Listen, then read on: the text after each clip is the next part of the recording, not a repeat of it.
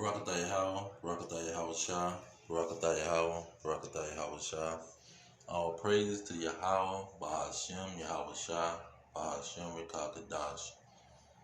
Now, when you see these UFOs, uh,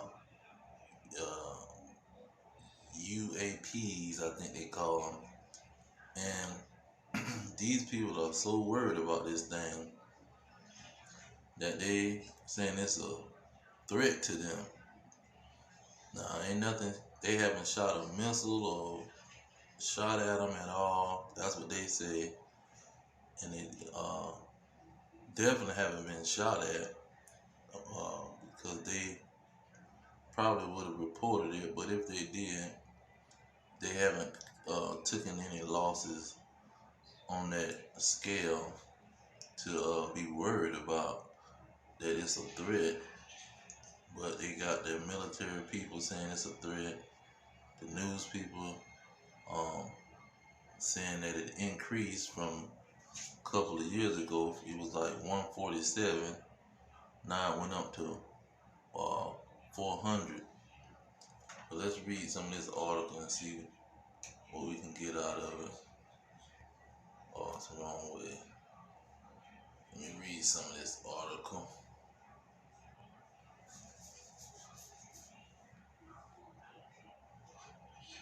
Okay, say Pentagon now reports about 400 UFO encounters.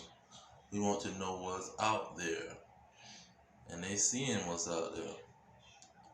They say top Pentagon officials told the House panel on Tuesday that there are now close to 400 reports from military personnel of possible encounters with UFOs, a significant increase from the 144 tracked in the major report released last year by the U.S. intelligence community. Now look at that spiritual number, 144. Wow, 144.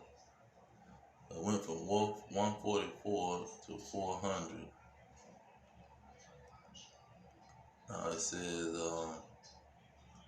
that footage, which the military confirmed last year was authentic, had helped spur interest in purported UFOs, also referred to an unidentified aerial phenomenon or UAPs. See, UAPs, Carson said, are a potential national security threat, and they need to be treated that way. And so they got these satellites out there, and they seeing these ships coming. It said the number of UAP's reports has risen to approximately 400, a significant increase from the 144 between 2004 and 2021 that were tracked in last year's report, according to Scott Bray, the Deputy Director of Naval Intelligence. Now, these naval battleships, they were saying 2019, they were seeing these things come every year for every day for 2 years in a row. They saw these ships with the radar of their battleships, the Navy battleships. They have a radar, and they were seeing ships come every day. So this is something that they are concerned about. But we know who these things are because it tells us what is going to happen in the last days. First of all, let's get Luke, because Yahweh Shah talked about this. He talked about these last days when the time of the Gentiles is up. See, they know when their time is up. It says in 24, it says until the time of the Gentiles be fulfilled. That means when the time of the Gentiles are fulfilled, these things are going to start to happen.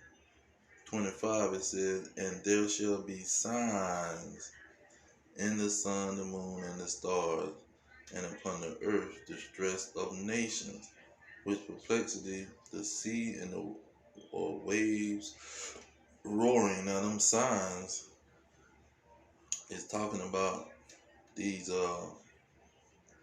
pretty much UAPs and other signs like the red blood moon and rivers turning into blood, the sky turning red. 26, it say men's heart fell in them for fear. See, that's why he says it's a national security threat. They in fear of these things. It says for looking after those things which are coming on the earth. See, those ships are coming on the earth, and they send them with their radars, with their NASA satellites. Say, for the powers of heaven shall be shaken. See, these elites, the elite powers, the governments, they have been shook up with these things. And they trying to investigate. They want to know what it is. But see, the Lord already showed us what these ships is coming for. Look at Isaiah 66:15. It say, for behold, the Lord will come with fire, and with his chariots like a whirlwind, to render his anger with fury, and his rebuke with flames of fire. So the Lord is coming with his chariots. See, and those chariots were seen by Ezekiel 16. Let me get 14. It said, and the living creatures ran and returned as the appearance of the flash of lightning. See, they can move and maneuver like lightning. They can shoot across the sky. They can go slow. See, they can maneuver unlike these airplanes. 15, it said, now as I heard the living creatures, behold, one wheel upon the earth by the living creature with the four faces. 16, the appearance of the wheels of their work was like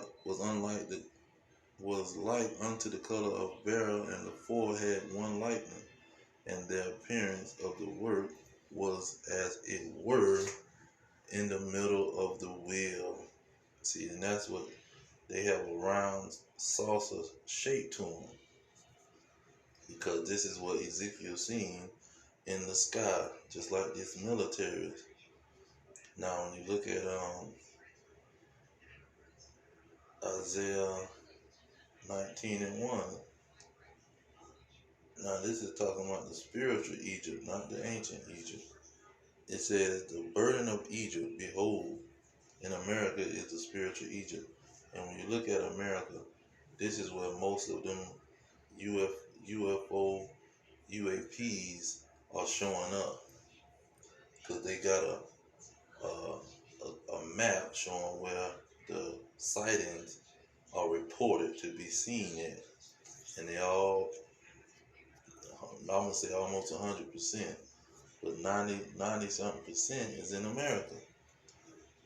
They say, behold, the Lord rideth upon a swift cloud. See, that swift cloud that the Lord is coming with, that is his chariots. See, now look at let's go back to Ezekiel. Look how Ezekiel described these chariots.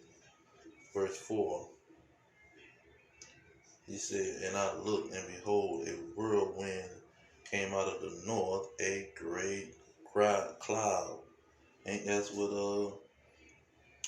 Isaiah said, the Lord should come riding on a swift cloud? See? And then he said in Isaiah, he'll be on chariots like a whirlwind. So it said a whirlwind came out of the north, a great cloud, and fire enfolded itself, and a brightness was about it, and out of the midst thereof as the color of amber out of the midst of the fire.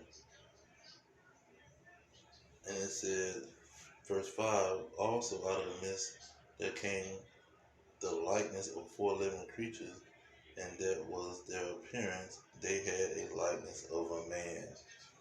See, these are angels in these chariots. And one lady, she was taking pictures of these chariots in the sky, and you can see a man with an afro, a gray afro, or afro in general, and a beard. You can see their face. See, in the chariot. Now, let's get Revelation 1 and 7. It say, behold, he cometh with clouds. See, that's that great cloud. That's that uh, swift cloud. That's them chariots. And see, he was describing these things, uh, trying to describe what he seen. And he thought it was a cloud. In the second Ezra 13, he said he came on a great mountain. So he called it a cloud in one instance, a mountain in another instance. And he called it chariots in Isaiah. And this is how he's coming. And they know he's coming. Let's get Jeremiah 49:22. This is what we seeing on the news. It say, behold, he shall come up and fly as an eagle and spread his wings over Basra. See, that's what he's doing. He's spreading his wings over Basra. And they seeing these UFOs flying all around Basra, which is the United States of America, the capital city of the nation of Edom. It say, and at that day shall the heart of the mighty men of Edom be as the heart of a woman in her pain. See, that's the head of the Gentiles, the Edomites. They are fainting out of fear, like Yahushua said in Luke 21. Men's heart was going to have them fainting out of fear.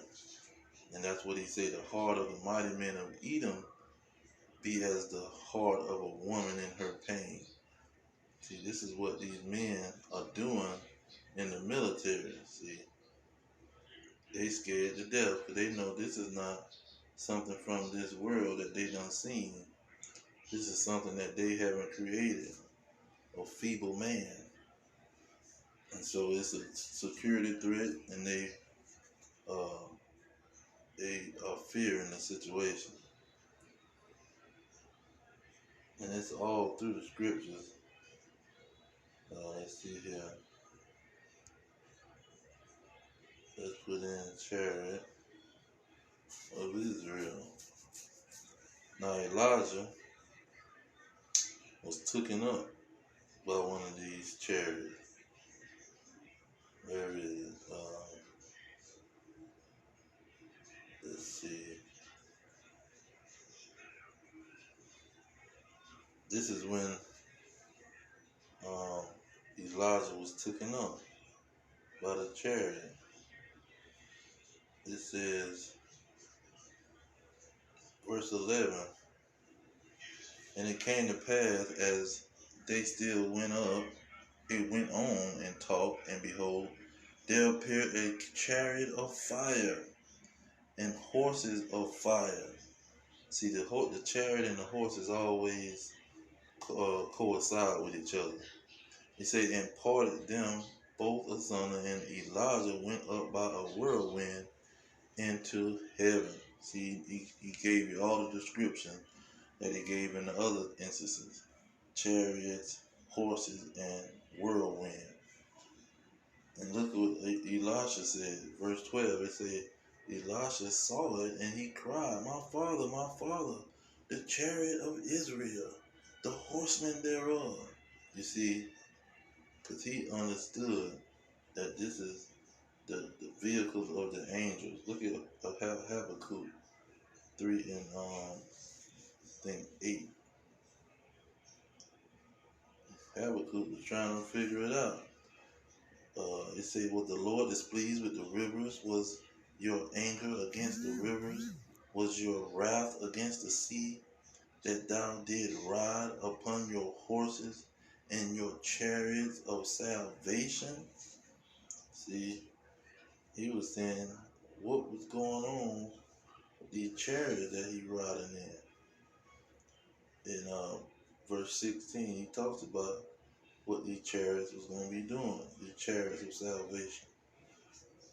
It says, when I heard it, my belly trembled, my lips quivered at the voice, rottenness entered into my bones, and I trembled in myself, that I might rest in the day of trouble, when he cometh up upon the people. See, that's when he coming, when that great tribulation break out, Jacob's trouble. It said he will invade them with his troops. See, them chariots of salvation is going to invade the earth's atmosphere. And these people are already seeing them show up, and they scared to death because they know their time is up. That's what it said in Revelation. Let's see here, Revelation.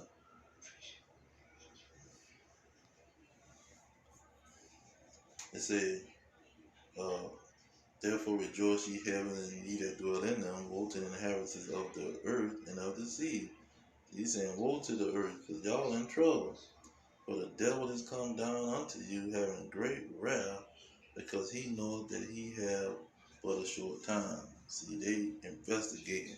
They want to know what these things is, because they want to confirm that is this the end of our time, is this the end of our rulership. But they know deep down what it is, and that's why they come with great wrath. But I'm gonna leave it there. All praise to Yahweh Hashem Yahweh Shah.